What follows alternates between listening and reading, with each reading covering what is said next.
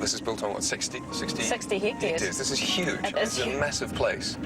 And over about 800 people or something here at some stage. This abandoned psychiatric institution is very similar to many that were shut down in New Zealand about 10 years ago. I mean, you can see just by the size of it, just how enormous it is. It honestly looks like a small town or something. It's huge. And amazingly, there's just been countless sightings, both while it was still functioning as a facility and after it's been shut down. I think tonight we'll actually focus on two of the larger buildings, the maximum security section and the nurses' quarters. And if you look in your folders, there's supposed photographic evidence of a ghost, which is called the Grey Nurse. Right, and apparently that was taken by the building inspector who was in there at the time, looking around because they were thinking of redeveloping the place. Yep, that's absolutely correct. Somewhere, I think behind this building over here is where the morgue is situated. Yeah. Hidden away behind the trees. Yeah, right to the back.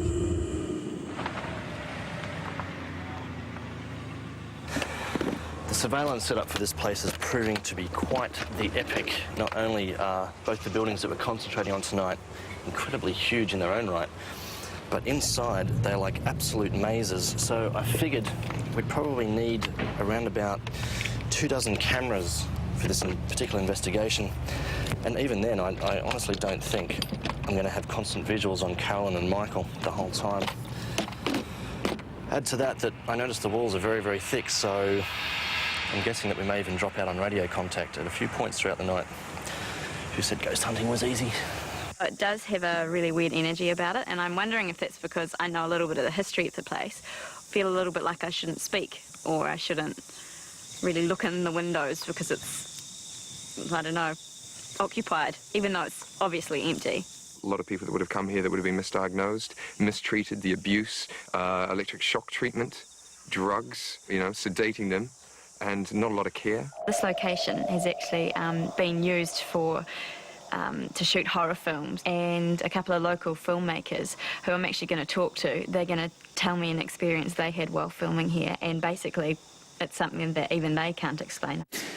Yeah, this is where we were doing our location, Ricky, and we found the dentist chair just over here.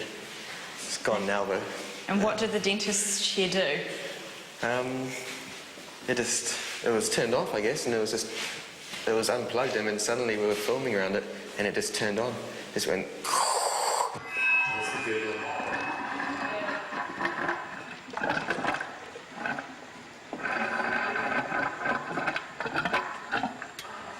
We're just walking down a corridor, and you hear these gurglings from the end of the corridor, and I pushed Lance forward. Yeah, make it, mate. I'm sure that's great. Let's go have a look. So, Vaughn, you've worked here for several years and you now live here. Yeah. What are your experiences here with the paranormal or spirit world? These were drawn by my niece. She came out to see me one time here, and she was 5 and she drew these, and they are actual pictures of people she drew that were coming up from down the back there, from the horticulture area, and through these bunch of trees here from the dentist area. And then she came in and told me that these were the nurses bringing the people up, and that I shouldn't be worried because they can't come inside anyway. They're not allowed to. Right. Obviously, there are no nurses working here, and they haven't been for several years. Oh, yeah, it's been closed like for 30 years. So this is the morgue. Oh. I think the quicker I get out of here, the better. Actually, this looks like a fridge where they must have kept the bodies. So what we'll do, and what I'm doing is I'm setting this to a level. Basically records EMF, and if the electromagnetic field changes, which is quite often what happens when there's spiritual activity, then that alarm will go off, and we'll know that there's something happening down here. I think we'll get out of here as quickly as I can.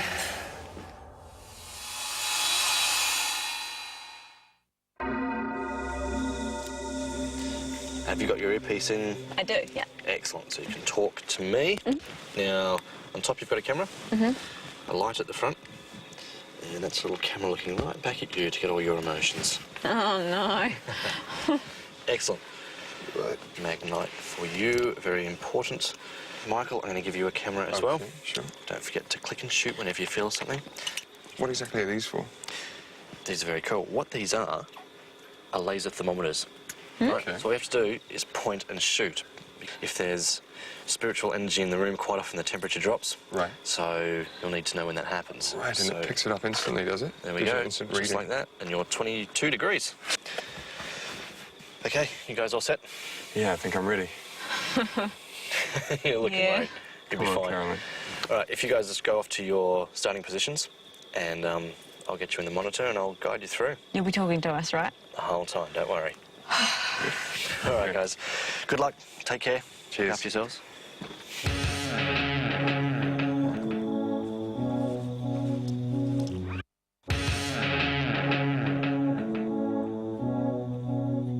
Go for it. You're on your own. I can see everything. I've got the shakes like you wouldn't believe. Now, during its 60 years of operation, this hospital was a place to be feared. It was tainted by misconceptions about mental illness. And of course, it being a hospital, many people died here and committed suicide. This is the laundry, where patients were left alone to do their laundry, and many a suicide happened in here. They had access to sheets and they hung themselves up on the railing.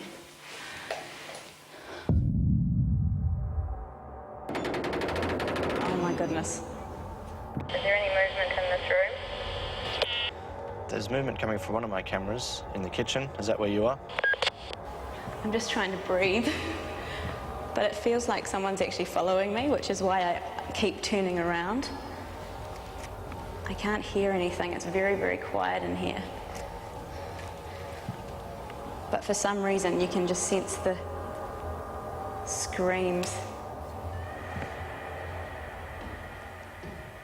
All the stories of the abuse and the suicide, they just add to this place's reputation, I guess. It's one of the most haunted places in New Zealand.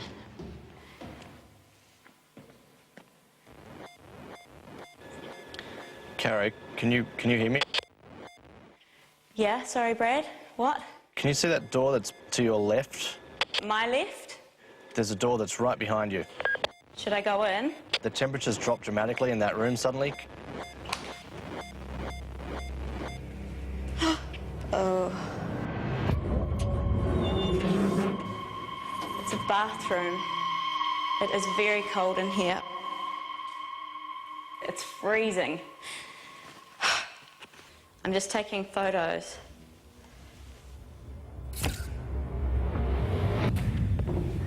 I'm now entering the nurses' quarters. It's a double-story building. It's pretty much in a state of disrepair.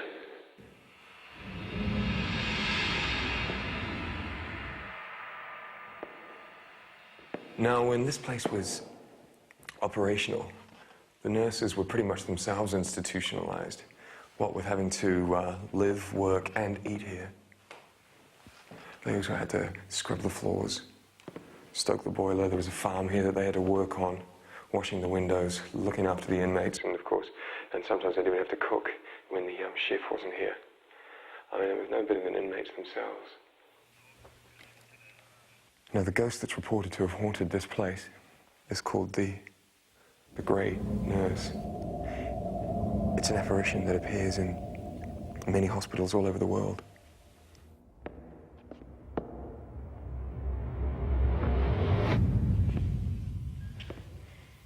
This is where they would have endured electroshock therapy up here. There's artwork all over the floor that has just been left here. This one says, "War, my anger, help about leaving here." It's obviously not a very fun place to be.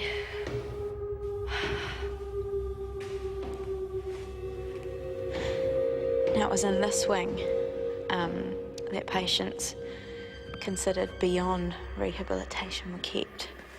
And my torch keeps flashing.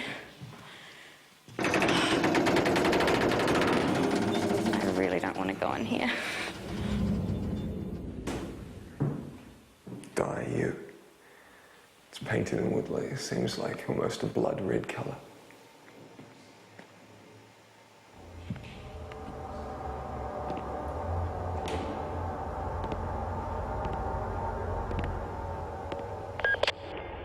Can you hear me, Michael? Yeah, I can hear you, Brad. What do you want? Can you go back out the way you came, back to the front door? Because I've just had one of the temperature sensors go off, a dramatic drop between the north and the south wing. It's saying it's dropped to around about 10 degrees, so it'd be cool if you could go down there and just verify that. Oh my God, it just feels so horrible down here. Ugh. There's honestly just a feeling, there's a feeling of just absolute horror. I'm just watching all the doors.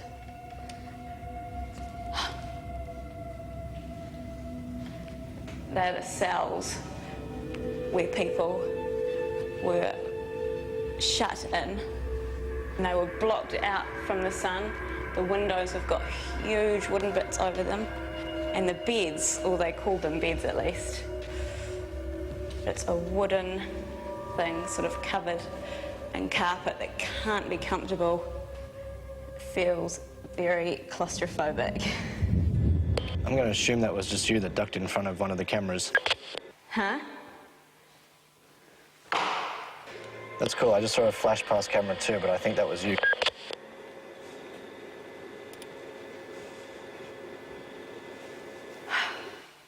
I'm seeing really funny colorations.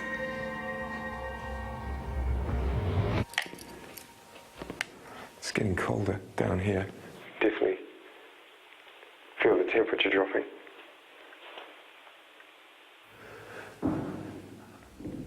There's a really strange presence in this room. I don't know what it is, but I can definitely feel some sort of presence in here.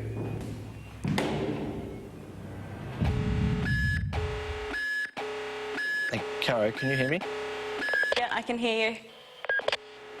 I really hate to do this to you, but we just had our EMF alarm go off in the morgue. Am I going in the morgue? Unfortunately, yes, you will be going into the morgue. Electromagnetic flux is peaking at 7 milligauss. Now, that may indicate some type of spiritual activity in the immediate area. Oh, crap. So, come out as soon as you can, and we'll head off down there. I just got back out of that room. The temperature had definitely dropped, and I didn't like the feeling that was in there. There was really like a presence or some sort of feeling that I felt really uncomfortable with. You were saying it was definitely colder down there? It's definitely colder, and there's a feeling of something really uncomfortable. I would not want to stay in this place.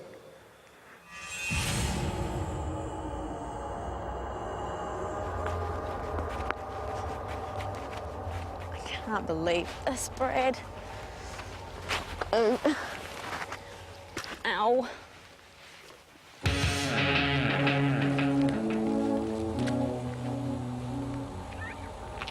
This is unbelievable. Oh, yuck, it stinks in here. Oh, there's the table. And the place where they... Ugh. It's horrible in here. Can you hear me, Caroline? Oh my, this is... Brad! That's not good. We've lost contact. Michael, can you do me a favour? Yes, what's that? I've sent Carolyn down to the morgue to check on the EMF reading down there, but I haven't heard from her, so I might get you to come back out and wander down there and just check that she's okay. Copy that, I'm on my way. Oh, shivers. I am out of there. That did not feel nice at all. Hello? Hello? Brad, can you hear me? Oh, Hey, Carolyn, oh my gosh. what was it like in there? Oh, it was horrible. Yeah? Get me out. This we is head back way up? too Blair Witch. I'm getting out of here.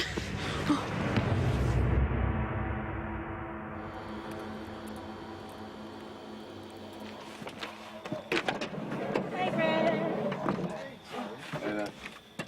Good morning, guys. Did you manage to survive your midnight rendezvous in the morgue? That was horrible. I didn't even want to go in there. Did you manage to get a tri-field meter reading for me? Well, the reason I sent you in is because when the electromagnetic reading fluctuates like that, it obviously means that there's a change in energy, which may indicate some sort of paranormal activity happening in the room. That's how it felt. There was something strange in there. Yeah. Well, it would have been nice to be able to support it with some sort of evidence, like a temperature drop or a photograph, but obviously you're forgetting your job as a ghost investigator. Well, let's go on and have a look at some evidence you did manage to get. Mr. Hollows, we'll start with you. There's a really strange presence in this room. I don't know what it is, but I can definitely feel some sort of presence in here. For some reason, when I walked in there was a definite change of temperature, a different change of feeling when I was in there from the rest of the house. It was more of a, you could sense that something, I don't know, really, it felt like something had happened in there. This is just from your helmet cam as you walk into the room. Right. And you didn't even see that then, did you? What? What? We'll go for a close-up. Look down the bottom right-hand corner. And basically, it's just these little balls of light in the right-hand side there as they go up. Okay, yes. I definitely saw that this time. That's like little balls of light or something moving up and down. Exactly. The bizarre thing is that they're in a pattern shape. Yeah. And they move consistently on the way up. Yeah. And I've gone over this footage a number of times and looked at you walking into the room. There is a window across from you. There is a reflection from your torchlight going into the window. Yes, I saw that clearly. But windows don't reflect that much light. The light would actually go through the window. If it was a mirror, then we could say that possibly the light's reflecting off the mirror, hitting something on you, and then reflecting. They were away from the window anyway. They were in a darker to the corner. side, Here's the window, and they were at a corner. It's obviously using your energy as you walk into the room, which is how spirits manifest themselves. Ugh. It's not coming from anywhere. Caroline, talk to me about the colours that you felt when you were walking through maximum security. They were probably floor to about my height, waving like this, but it sort of was yellow and then blue and then green, sort of like rainbow colours all around, sort of like a prism of light, you know, when it's just been raining and you see that. It was like that, but all around me and they're pitch black. I'll show you what I could see, which is this footage here. Mm-hmm.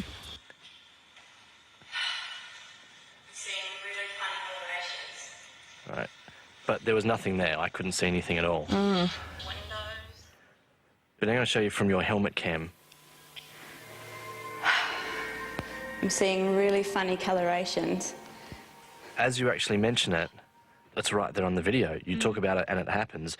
I can't put it down to anything that the camera's doing because there would be no way you could see that if it was happening internally on the tape in the camera. That would be ridiculous. But you talk about it, you see it, and we see it on video happening to you. Now, paranormal experts quite often refer to energy lights, and they refer to the colours green, red, and yellow. Really? And it's just a way of orbs or spirits manifesting themselves in light form. What we'll do is we'll go on to the last one. This is the shower block. Oh. The bathroom. It is very cold in here. Brad, can you hear me? It's freezing. I'm just taking photos. So there we go, so that's you. And you were taking a photo of the shower stalls, sort of one by one, and you almost felt like there was something behind it. And it's basically, as soon as you finished taking the photos, you were out of there like a shot. I know. I didn't want to hang around. No, I could imagine. Now, you were talking about the faces and being watched and... I didn't see any faces. That's the thing. You always wonder going into each location, am I going to actually see a person? Am I going to see a face? But it's more a feeling that you're being watched, and so it's almost worse. So I mean, if you saw a face, exactly, So far, yeah. What if one came up on a photograph? it would explain how I was feeling. Right. Can you see that in front of you there? Ooh, there's an eye there. There is an eye there. And it's almost like it's peering out. That was the photograph that you took when you were in there. And it's like it's peering out from behind one of those shower blocks. That's looking straight at me. What about the light around it? It's almost like bone structure of a skull, if you like. And so what I actually did was, just for a bit of an exercise, I went and I flipped the image so you could get a full... Oh. Oh, that's terrible. But isn't it great that we can still pick it up on camera and infrared and at the end of the day show you guys everything you missed and what would have scared you in the rooms had you have seen it? I was on edge the whole time being in there, let alone knowing that was watching me.